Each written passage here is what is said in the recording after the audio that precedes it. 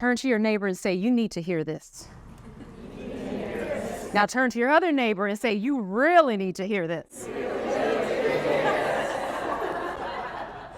So I can still remember the phone call that I received 12 years ago while I was driving on the 10 freeway heading west in my silver Toyota Highlander. The call that I received was from an old client of mine when I used to work in the financial industry. He was a VIP client. He was a real estate mogul who owned a lot of commercial and residential properties. And I was excited to hear from him because he was one of the first people that I reached out to when I decided to go into business for myself.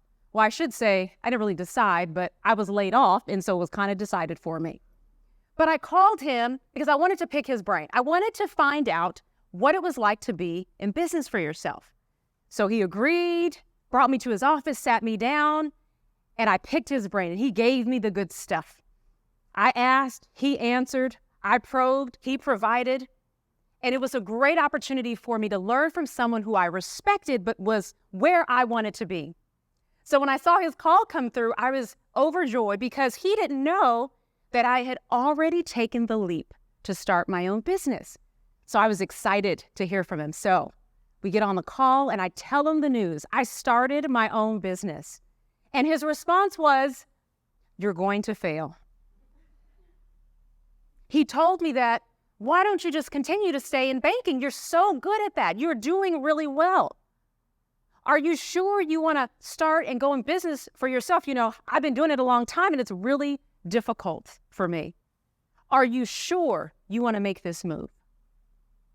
And when he said that to me, you're going to fail, I was hurt and disappointed.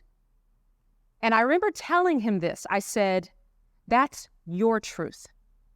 We ended our call and I haven't spoken with him since. But aren't there people today that ask the question, or they want to know, are you sure? It's the are you sure question that probes us. It's basically what they're saying is, you're too ambitious. So by a show of hands, I want to know how many in this room have ever heard, are you too ambitious? Now, it may not come across that way because most people don't say you're too ambitious, but it will come across in a series of questions. And the questions may sound something like this. So if this sounds like something that you've ever heard, I want you to raise your hand. Maybe it sounded like, are you sure you want to take that position in the company? You know it's going to require longer hours and you're going to manage more people. Are you sure you want to do that? Raise your hand if that's ever been you, or something like that. Are you sure you want to be on that project? You know it's going to take more time and I'm not sure you're ready yet. Are you sure? Or what about, are you sure you want to go back to school and get that degree? You already have a bachelor's. Is it really necessary? You know, you're really good where you are. Or how about we revisit this in a year? When you're ready, we'll take another look at it. For now, continue doing what you're doing. It's the questions with an undertone of caution. But what they're really saying is, you're disrupting their plans that they have for you. So your ambition is saying, well, I want to go down this path, and by choosing that path, it is going outside of the lines, coloring outside of the lines, and disrupting the plans that they have for you. What is ambition? I believe ambition is a pursuit predicated on your personal desires. The problem is, when you have personal desires that go against what others want for you, it creates jealousy, envy. It sparks a level that says, you're threatening what I'm doing. There are women today in the workplace that are being bullied and penalized for having too much ambition. There was a new study that came out about 1.5 years ago called the tall poppy syndrome. Has anyone ever heard of that? Well, let me educate you real quick. The tall poppy syndrome says that women who are aspiring to go higher and do more and have ambition are being dismissed, discounted, overlooked, their work being credited to others. And here's what this looks like when they talk about the tall poppy. Poppies grow at the same height, but every once in a while, one shoots up higher than the rest. And when that happens, they have to cut it down to size so it can be the same level as everyone else. And this is what's happening in workplaces today. There's an exodus of women, again, because they're being cut down to size. But when we think about it, it's not just a disruption to the plans that they have for you, but it becomes a barrier for you achieving your personal desires.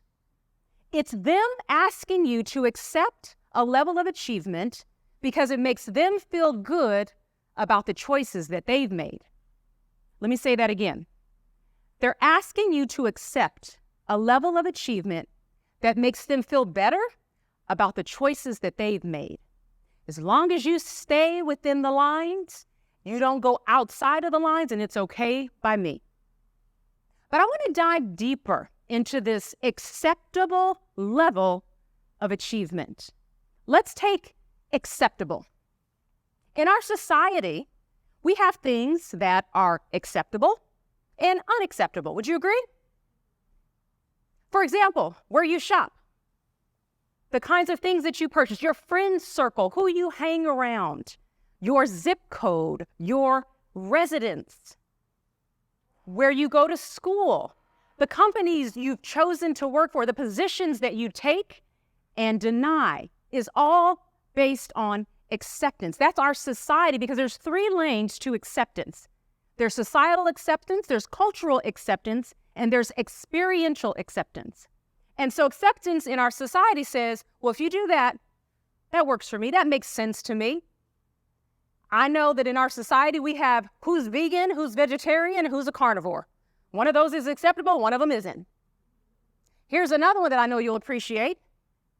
What's acceptable or unacceptable, an iPhone or an Android? That's right. So we have in our society that dictates what's acceptable and what's unacceptable. And then we have culture. Now, we can look at culture a couple of ways. We can look at culture in terms of traditions, in terms of customs. We can look at culture in your background. We can look at it in terms of where you were raised, your vernacular, how you speak, how you wear your hair, how you dress is part of your culture. But in the work environment, culture simply means it's the way we do things around here. So when you have someone who comes in with a novel idea, a different, fresh perspective, and they offer it up, overjoyed, and then someone says, no, that's not how we do it around here, and that person gets stopped in their tracks. They don't get to contribute in a meaningful way that is unique, that is different, because our culture and our work environment tells us that's unacceptable. That doesn't work around here. So even in a work environment, our culture can dictate how high we can go. And now let's talk about our height, which is levels. Now levels are stages. They're steps. And we are told that the higher you go, the more power you get. The more power you get, the more decisions you control. And how many of you know people that are at a higher level and have power don't want to give that power away? And so when we look at levels, it is a position, it is a posture. It can create limitations, but it's someone telling you, this is how far you go. You know what's so funny? I think this is the most overused word in corporate America. High level. Don't we use that? Let's debrief at a high level, right? Because we're trying to say, let's give it to them in an elevated way. Like for somehow high level is the best way to go. So we reach and aspire for that because we're told in our society that that's acceptable, that that's where you should go. And it makes sense if you've done your work, if you have the degree or the pedigree, if you have the experience, and that's where achievement and that's where experiential acceptance comes in, because that's your know-how, that's your knowledge, your skills, your talents. And it makes sense and acceptable to us if you reach a certain height because you have the degree, because you've been there. So we have someone who started at an entry-level position. They worked their way up to manager, to VP, to EVP. Oh, that makes sense. Oh, yeah, you did your due diligence. You followed the path. You have someone who has a degree in a certain area. And so when they get promoted, it makes sense. We're like, okay, you did your part. That makes sense to me. But then you have someone who starts and a year later already getting promoted to a higher level. And we're like, wait a minute, you're cutting the line. You didn't take the path that I took. How is that possible that you can go from here to here, but you didn't do it the way that I did it? Remember, they're asking you to accept a level of achievement to make them feel better about the choices they made. So when you color outside the lines, you take a different route and a different path, people feel threatened by the power that they might lose the higher you go. So now let's look at achievement. And achievements are our wins. Say wins. Achievement is your historical record of all of your wins.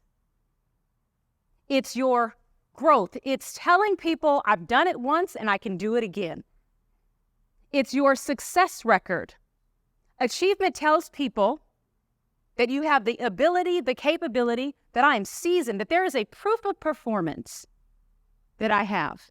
And so again, it makes sense when you achieve a certain level and you go after a certain position, your ambition matches your achievement. But that doesn't always happen. People's paths don't always match the level that they have attained in their lifetime. Like, it doesn't make sense to me. And that's what they're saying. You can win as long as it makes sense to me. When you go outside the lines, that doesn't make sense to me. I don't know how you did it. You want to go after that position, but you're in school, you have a family, you're working. That doesn't make sense to me. What also doesn't make sense is a 17-year-old girl growing up in a lower middle class family, and I'm being very conservative on that middle class, with two parents divorced by the age of 12, who grew up, paid for her braces, paid for her prom, started working at 16, started managing at 17, who goes on to own her own company, to write a couple of books, to become a speaker. I didn't take the path that people had for me. I colored outside of the lines. And you want to know something that's interesting? Because this company, how many of you are familiar with Hot Dog on a Stick by show of hands? This location in Santa Monica, this is the location. This was the first Hot Dog on a Stick. And I managed this location that is just a few feet away down by the beach. That was my origin story. So it doesn't make sense that I went from a hot dogger, because that's what we were called, it's a real thing, to now a CEO of my own company. But I really don't think ambition is binary. I don't think it's one-dimensional. I think there's an unexplored side to ambition. I think there's a two-faced, two-sided way that we can look at ambition in a different way, something that maybe you've never seen before. So I want you to think about this. I want you to imagine that there's somebody you know, and they want to pursue a personal desire, because remember, that's ambition, a pursuit predicated on your personal desire. But they want to do it because you're at that level. You're at a certain level, and I want to get where you are. I want to beat you. I want to get to that level of achievement only because you did it. If you did it, I know I can do it. So their ambition, their desire is based on putting someone else down or making someone else look bad, which is unhealthy. It's not the right kind of ambition. Now I want you to think about someone else who may have been dealt a bad hand in life. They may have been lived in a difficult situation, grown up in a particular area. Maybe life was just cruel to them. Maybe they didn't have the opportunities that many of us in this room have. In fact, opportunities didn't exist in their world. They're taking care of kids. They're taking care of their parents. And so their desire is based on, I don't really want to, but I have to. I have to go after that higher position because that means more money. More money means that I can do more for my family. I'm not really that motivated, but I got to try it. I got to get that degree because the society tells me that getting a degree means I get a better job. And with a better job, I get more money and more opportunity. And so you have someone based on their situation that drives their personal desires and their ambition. And this two sides of ambition that I think has been unexplored is something that I want to introduce you to. So we have the dichotomy of ambition. On the left side, we have an unhealthy competition where you're doing it because you're trying to make someone else look bad. Or you're doing it because that person got to that level, I want to get to that level. It doesn't come from an other-centered place. It's very self-seeking. It's me-centered. Then you have the other side, which is circumstantial necessity. Circumstantial necessity says, I have to do it. There's no other way. This is the only path that I have to take in order to get from under whatever challenges and situations that I have. And this one, though, although it does serve the individual, they're doing it more because of someone else. So it's very other-centered. It's centered around, I got to help my family. I got to help my kids. I got to help my parents. You know, they're aging. I got to put them in a home. And that costs a lot of money. Where am I going to get that money? Well, if I go after this position, it increases my salary. So it's very selfless and other-centered. But it's still like these two ends of the spectrum. Which one is the appropriate one? How many of you find yourself on one end of these spectrums? Or you know someone who's on one end of the spectrum? By a show of hands.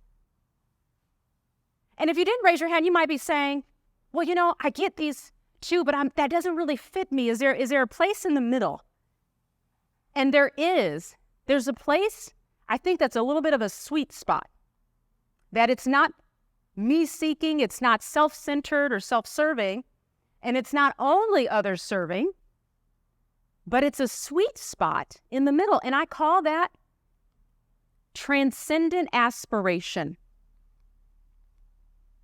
Transcendent aspiration or motivation says, when I go after this position or whatever opportunity it is, I see the benefit to someone else as well as myself.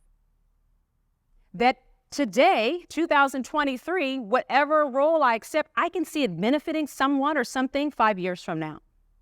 Let me give you an example. Let's say you take a position. I want you to think about an opportunity that you accepted, or you know someone. You take a position.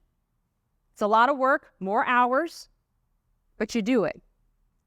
And you say to yourself, by taking this position and going higher in the company, I'm going to be able to lift others up. I'm going to be able to pour back and invest in the other women or men that are coming up in the company. That's transcendent. You might also say, hey, I'm going to take this new skill set class. I'm going to learn some more things because in doing so, gaining skills and bettering myself is going to benefit the company. Because where AI is going in Chat GPT, I'm going to need these skill sets. So it's not only going to benefit me, but it's going to benefit others. So you have this sweet spot that I believe in the dichotomy of ambition, which is transcendent aspiration. So I want you to do something for me. I want you to hold out your hands in front of you, like face up. Okay, both hands. What does that represent to you? Anyone, you can shout it out. Prayer, okay. What else? Hard work. Anything else? And I kind of almost like how you have this. Like if we do this, what does this look like? Give me, right? What does give me represent? It's very me-centered, like I want, right? We call this palms up, which is more like give me. It's self-seeking, self-serving, right? Now put your palms face downward, both of them. Okay? We call that's palms down. That's more of a giving, like I'm handing out. Sometimes we can put them up this way, but it's giving outward. Okay? Now I want you to do something. I want you to think about this as an illustration of how I want you to navigate your own personal desires of ambition from this point forward. So I want you to find a partner, someone next to you, and I want you to stand up. I want you to stand up, grab a partner.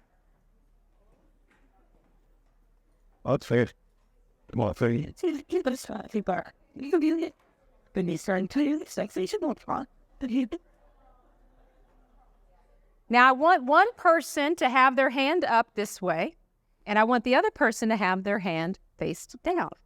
Okay? And you're not going to play patty cake or slide or anything like that. And it's funny because you all are doing, yes. So one hand, just one hand, preferably the right hand. Let's try the right hand. Okay. Right hand.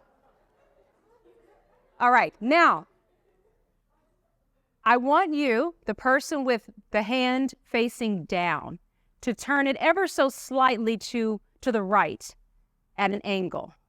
Ever so slightly to the right. Yes, like you're getting ready to do a karate chop. Okay? And the hand that's up, I want you to turn it left ever so slightly again, like you're doing a karate chop. Or yes. So it's going to be almost like you're going to give them a slap, right, in their hand. Yes. Now, what does it look like you're getting ready to do with that person? Dap it up, shake their hands. So let me tell you an interesting fact about shaking hands. Did you know that back in the day, people used this as an illustration to indicate warmth and trust and to seal a bond? For people that I come in peace, that you can trust me. Did you also know that when people back in the day, they had weapons? You know where they kept their weapons? On their left hip. Because if I were getting ready to fight with my right hand, I could draw my sword out. And that was a threat, which doesn't say I come in peace. And so they offered their hand as a way to say, I am not a threat to you. I come in peace. You have my commitment. I trust you. And that is the posture that we want to take in this season of people feeling threatened by power, is that I come in peace. You can trust me. This is a bond. I am committed. And when the next time someone says, are you sure? Are you sure? You can say, I'm sure. Trust me. Believe in me. I have your back, and I want you to have mine. Shake each other's hands. You'll never think of handshaking the same way. Give yourselves a round of applause.